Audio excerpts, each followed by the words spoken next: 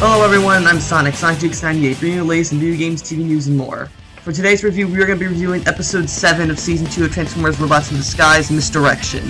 Now to me, this is definitely one of the best episodes of the season, probably second only to Metal Meltdown episode, which is Episode 3. This episode is another heavily focused story-based one and really sets up the story for future episodes. We get the return of Steeljaw and his working with Glowstrike's gang, and honestly, this is probably so far tied with Metal Meltdown from one of my favorite episodes, so we're going to go ahead and see what this episode did right and what it did wrong. So, as the episode name implies, this episode focuses entirely on deceit and, well, misdirection, as the title puts it. The whole misdirection plot starts off with the episode's opening moments where Russell is performing a magic show for the Autobots, and he basically name drops the episode's title, calling it Misdirection. Now, some people have pointed out to me that I saw on forums that Russell's outfit was supposed to be a parody of Star Swirl from My Little Pony. Now, I haven't seen My Little Pony in several years, but I have no idea who the Star Swirl is. I think I last saw it back when, like, Season 3 just started, but it does seem kind of familiar. I think it was the episode where Twilight went to Halloween as Star Swirl, I think that was the episode. But anyway, that's a nice little Easter egg there. But after Russell explains the whole misdirection thing, this basically sets up the entirety of the episode. So almost seconds after that, Steeljaw ends up at the compound, the scrapyard. He's bleeding a lot. Makes you wonder how Transformers is able to get away with this by showing a robot basically half bleeding to death. But so basically, well, during this, Steeljaw says that he was betrayed by Scorponok. We all know it was Glowstrike's second in command. So Bumblebee and Grimlock and Stronarm go out to check out follow Steeljaw's Energon trail to Scorponok while they have Steeljaw in stasis.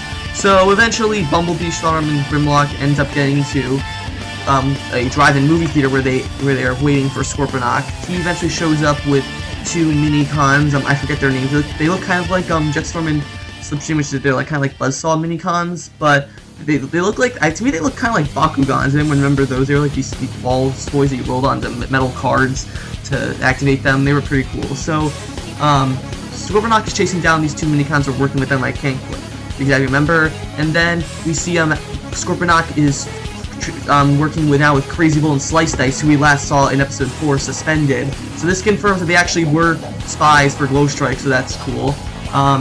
After that, though, we learned that Steeljaw was never betrayed by Scorponok, and that basically the team realizes that they've been screwed over by Steeljaw, which brings home the whole misdirection plot. So, knowing this, Bumblebee sends Stronarm to go back to the scrapyard to go take down Steeljaw, while Bumblebee and Grimlock deal with Crazy Bolt, Slice Dice, and Scorponok.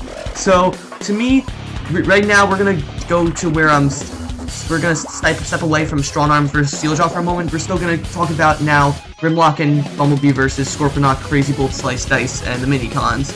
So, this I like to see how far Bumblebee's come, where we haven't seen where he wasn't able to take Overload down by himself back in the season premiere. He seems to be grown a lot more capable, in which he's able.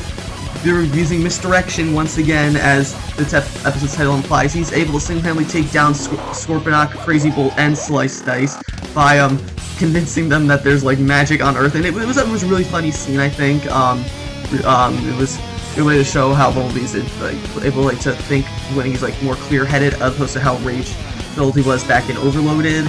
So that was really nice, and I'm glad to see that Bumblebee's been able to realize his team's shortcomings without sideswipe, Optimus, Blade, and Drift, and adapt to that.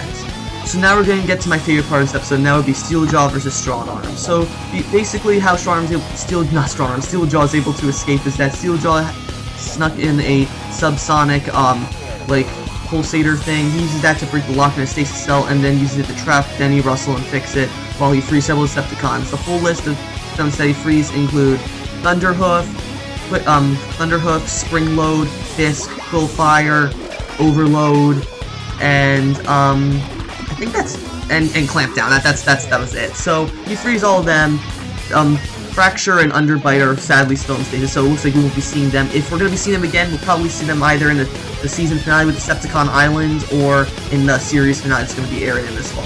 But we'll get back to that later. So Steeljaw gets all those guys out, they leave, but not before Strong Arm comes to try to take out Steeljaw. So now, what I'd like to see now here is another from character development. Like, we've seen how far Strong Arm has come since her first encounter with Steeljaw back in Season 1, Episode 3, Trucks Exercises. So, back in that episode when Strong could barely take Steeljaw by herself and needed sideswipe to help him out, we see her actually kick Steeljaw's ass in this episode. Even when he had the bargaining chip, the subsonic resonator threatened to kill Denny, Russell, and Fix It with by crushing him to death with it, Strong was still able to outwit him and to knock it away from him and save Russell, and even though Steeljaw escaped, but still, that's really good.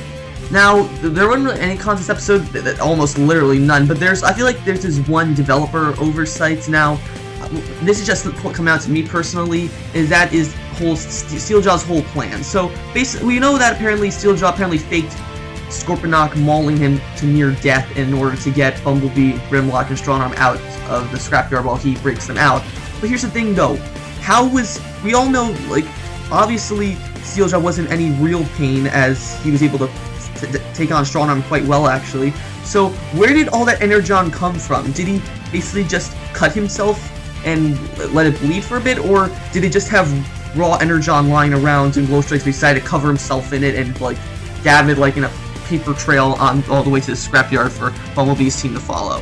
I feel like that's kind of a developer oversight, but aside from that, really, no other complaints I have with this episode. And then after that, we come to the ending, where we see now that with Scorponok, Crazy Bolt, and Slice Dice all in custody by Bumblebee, Steeljaw's now become Glowstrike's new right-hand man, and Glowstrike seems rather impressed with, and well, Saberhorn, he's here too. They seem rather impressed with Steeljaw having broken out all these new characters from seasons 1 and 2. So basically, the episode ends with them plotting to eventually end up storming the base, which we might see in the season finale, Decepticon Island. But aside from that, though, not much else we can tell from the ending. And so that was my review on Transformers Robots in the Sky, Season 2, Episode 7, Misdirection. This episode so far is definitely my favorite, tied with Meltdown for my favorite episode of Season 2. I had to rate this, I'd give it a 9.5 out of 10. Everything was great. The Bumblebee, Grimlock vs. Scorponok, Crazy Bull, and Slice Dice battle was awesome. Strongarm vs. Steeljaw was awesome. The whole Misdirection subplot was awesome. Only con was the holes in Steeljaw's plan and whether or not we really accomplished, but that's it. So, that was it for my review. I'll be back next week with Episode 8, Bumblebee's Night Off. If you like this review, be sure to leave a like, comment, subscribe, and I will see you guys later.